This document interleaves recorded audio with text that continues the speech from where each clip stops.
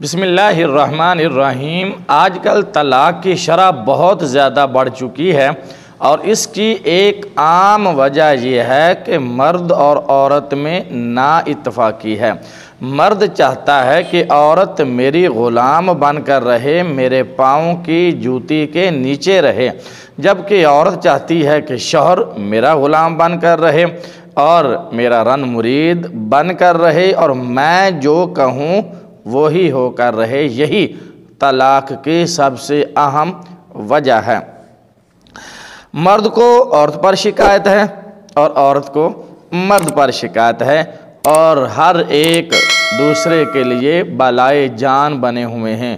مرد عورت کے لیے مصیبت بنا ہوا ہے، عورت مرد کے لیے مصیبت بنی ہوئی ہے۔ دونوں ایک دوسرے سے بیزار اور تنگ آ چکے ہیں۔ یہیں سے طلاق کی شروعات ہوتی ہے۔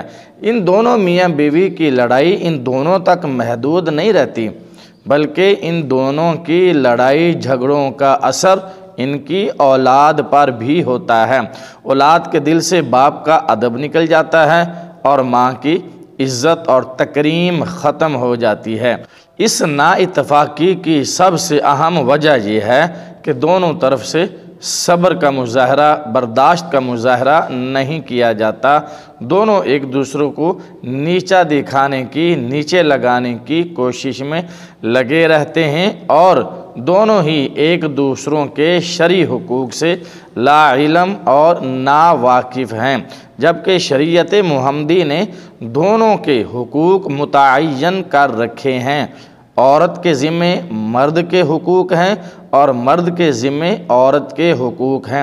دونوں کو پابند کیا گیا ہے کہ شرعی حدود میں رہتے ہوئے ایک دوسروں کے حقوق کی ادائیگی دل و جان سے کریں تو دونوں میں محبت اور احترام کا رشتہ مزید پختہ ہو جائے گا۔ میاں بیوی گاڑی کے دو پہیے ہیں، دونوں اگر بیلنس سے چلتے رہیں گے تو زندگی کی گاڑی، زندگی کا پہیہ چلتا رہے گا۔ دونوں میں سے اگر ایک ان بیلنس ہو گیا تو زندگی کی گاڑی چلنی ناممکن اور مشکل ہو جائے گی۔ قرآن پاک میں ایک آیت مبارکہ ہے، اللہ رب العالمین نے میاں بیوی کے حقوق اس آیت میں بیان کر رکھے ہیں۔ اگر میاں بیوی اس آیت پر عمل کر لیں تو انشاءاللہ زندگی کی تلخیاں ختم ہو جائیں گی اور زندگی میں بہاریں آ جائیں گی، خوشیاں ہی خوشیاں ہوں گی۔ اولاد اپنے باپ کا ادب کرے گی اور ماں کا احترام کرے گی۔ قرآن پاک میں اللہ رب العالمین کا ارشاد گرامی ہے، وَلَهُنَّ مِثْلُ الَّذِي عَلَيْهِنَّ بِالْمَعْرُوفِ وَلِلرِّجَالِ عَلَيْهِنَّ دَرَجَةٌ وَاللَّهُ عَزِيزٌ حَكِيمٌ، جس کا ترجمہ یہ ہے کہ اللہ رب العالمین نے عورتوں کے ذمے مردوں کے حقوق رکھے ہیں اور مردوں کے ذمہ عورتوں کے حقوق بنائے ہیں، اور اللہ نے مرد کو عورت پر فوقیت اور فضیلت دے رکھی ہے۔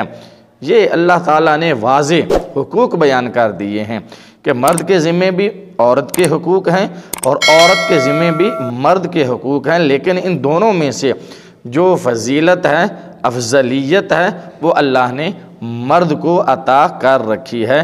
عورت کو چاہیے کہ وہ اپنے مرد کا احترام کرے، اس کا ادب کرے، اس کی باتوں کو مانے اور مرد کے حقوق ادا کرے، اور مرد کو بھی چاہیے کہ وہ عورت کو اپنی جوتی نہ سمجھے بلکہ اس کو دل و جان سے محبت کرے۔ چاہے اگر دونوں میں سے کبھی ان بن ہو جائے تو مرد کو چاہیے کہ وہ صبر و تحمل اور برداشت کا مظاہرہ کرے، کیونکہ عورت اپنے ماں باپ، بہن بھائیوں، رشتہ داروں اور اپنے گھر کو چھوڑ کر اے مرد تیرے گھر میں آئی ہے۔ تجھے اس کا خیال رکھنا چاہیے اور اس کی باتوں کو، جو سخت باتیں ہیں، تلخ باتیں ہیں، اگنور کرتے ہوئے مناسب موقع پر عورت کو سمجھانا چاہیے کہ یہ آپ کی باتیں درست اور مناسب نہیں تھیں، جنہیں میں نے درگزر اور نظر انداز کیا ہے، آئندہ سے محتاط رہیں۔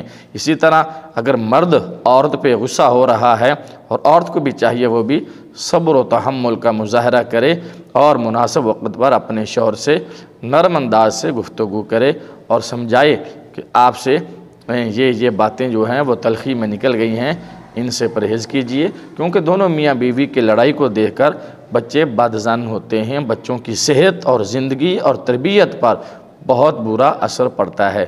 اللہ تعالی ہمیں قرآن و سنت کے مطابق زندگی بسر کرنے کی توفیق عطا فرمائے، آمین۔